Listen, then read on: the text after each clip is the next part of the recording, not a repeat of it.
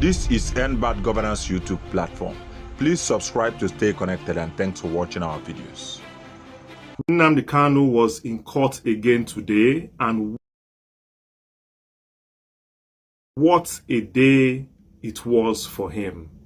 In fact, I don't know where to start, so let's just roll the tape. So you see it, he's in the court right now. He entered the court, and you can see the way, you can see the first thing he did was to welcome those small little children, probably his brother's children. You can see the way he just humbled himself, bent down, very detailed. Please pause the tape right there. Now you can see you see why Nnamdi Kanu is so loved. You can see why people love and adore him. Look at the way he bent down. He humbled himself, to greet and welcome and kiss those small children. And I must say that these kind of traits, this kind of humility, detailed, very empathetic character, these are the traits that endeared him to his people and made them love him so much that they can do anything for him. And let me put this on the record, that Nnamdi Kanu is a good man. You can see he's still, greeting people, his family members, and some familiar faces, and some members of the Defense Council. He's settling down in court. And that's it. If I'm being very honest today was a complete whitewash. In fact, Kanu Agabi decimated the witness and left him, left the whole court mocking him today. In fact, the whole court virtually laughed. I'm not mincing words. The whole court, including the judge and everybody in the audience, virtually laughed at the witness because the cross-examination, the questions and, the traps Kanu Agabi set for the witness, he fell for all of them, and he ended up being a subject of mockery. Don't take my words for it. Just calm down. I'm going to read out to you the transcript of what happened in court today, and you will be shocked. So sit back, relax, take a listen, for this is today's transcript on what happened in court. The court commences with the prosecution counsel, Awomolo, introducing his team of lawyers. Then the defense team, led by Kanu Agabi, introduced his own team of lawyers. Then Kanu Agabi said, "My lord, we are ready for cross-examination, sir." But the prosecution requested permission to ask one more question to the masked witness, which was granted. After which, the masked witness now stated something and tendered a medical report indicating the cause of the death of Ahmed Gulak. Like, is the witness still bringing evidence at this point? Well, let's go on. Then Kanu Agabi asked him, "You obtained a video statement from the defendants?" The witness answered, "Yes, my lord." Agabi asked him again, In that statement, only the defendant and his lawyers were visible." He answered, "Yes." Agabi asked, "The video was not complete. Are we able to see those who conducted the interview? Were you wearing a mask?" The witness answered, "I cannot remember, my lord." Agabi asked, "For how long was the defendant in detention before you made the video?" The witness answered, "I don't know. I'm not aware of his long detention, my lord. Defendant has been kept alone in cell all by himself." Agabi asked again, "But you must understand that solitary confinement is punishment. If that is what you mean, it is punishment. Did you keep him in solitary confinement because he is a danger to himself or the society?"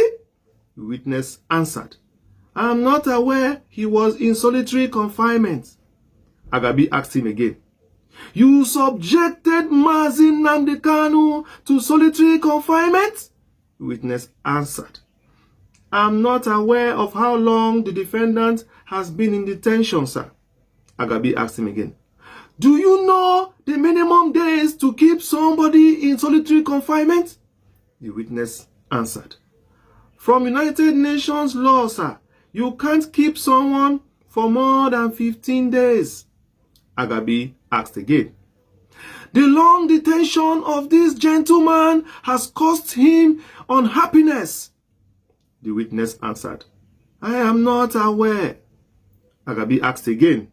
The Kanu lawyer asked again, are you aware this gentleman has been in detention for 4 years after that interview?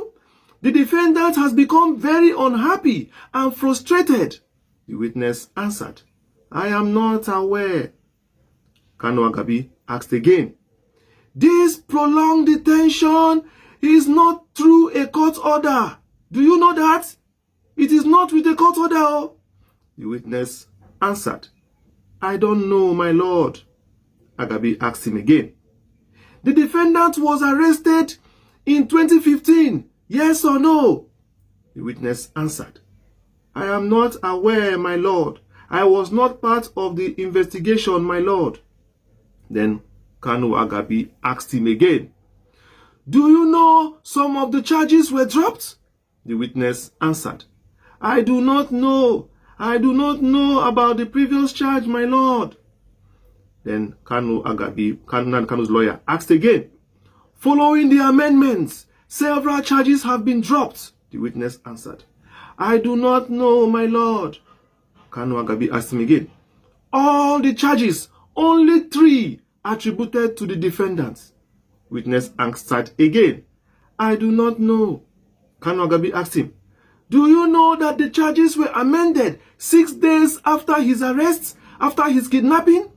The witness said, I'm not aware, my lord. Then Agabi asked him again, in fact, at that time, the charges have been pending in court for 6 good years. The witness answered, I am not aware, my lord. Agabi asked him, is it from this letter you became aware of the case? The witness answered, I am not aware, my lord. Agabi asked him again, before you received the directives from your office, were you aware of this matter? Witness answered, I don't know, my lord. Agabi asked him again, in the letter, the AGF complained about the complaint he had received. What was the response of your office?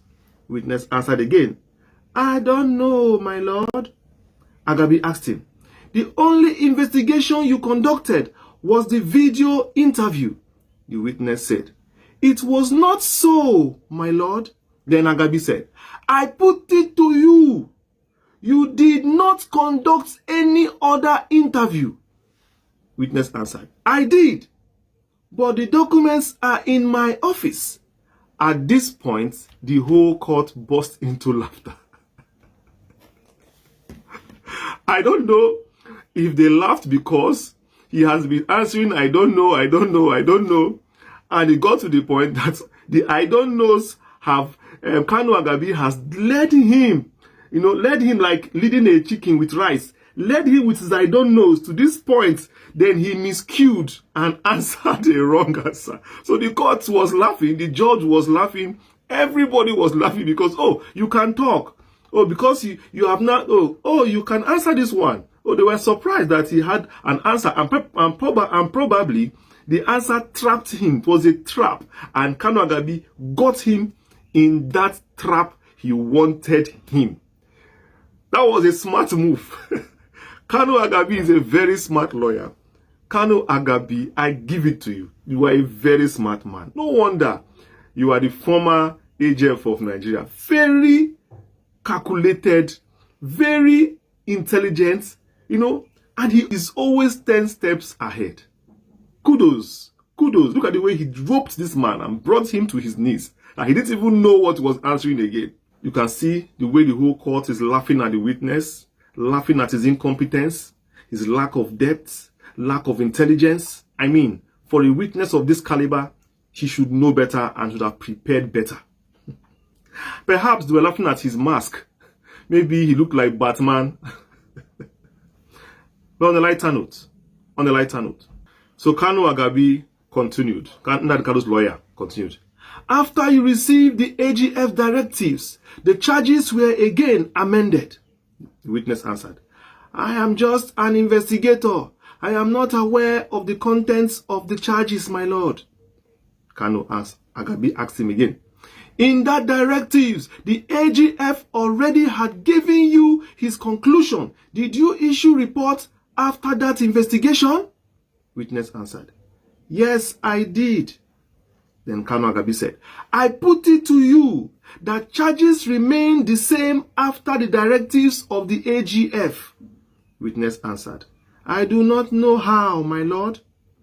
Agabi asked him again, now I put it to you that you were influenced by the AGF letter, which is Attorney General's letter.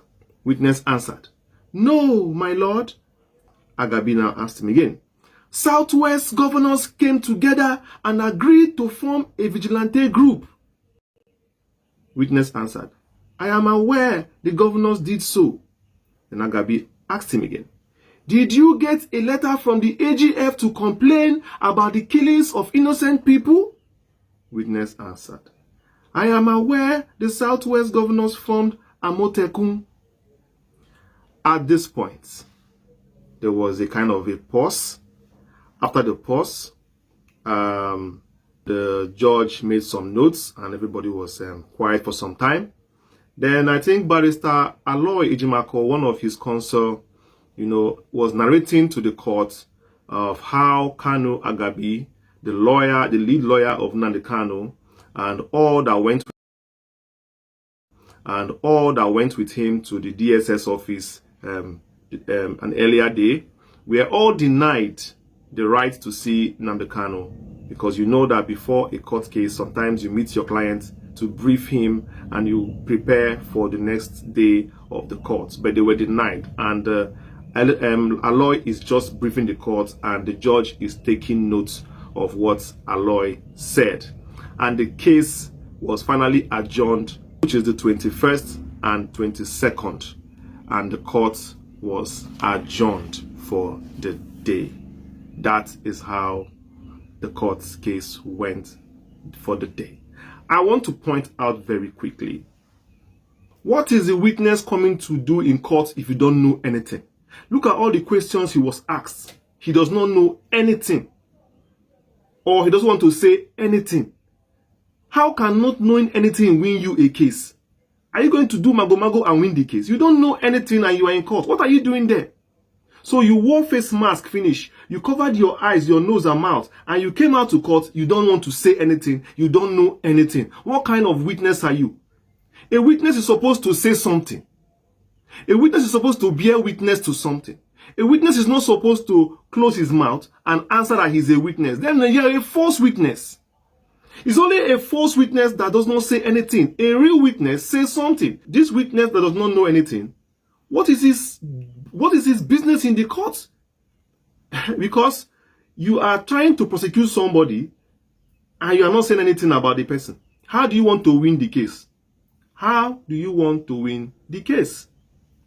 Well, he should continue, because if he continues knowing nothing like this, perhaps it's an advantage for Nnamdi Kanu. So I'm urging Nnamdi Kanu's lawyers, Kanu Agabi and co, to see an advantage in this loophole. These witnesses they are bringing perhaps don't know anything. It's very good to use it now to play to your advantage, because when witnesses come to court and refuse to talk, when witnesses come to court and refuse to bear witness, automatically they are handing over the case to you.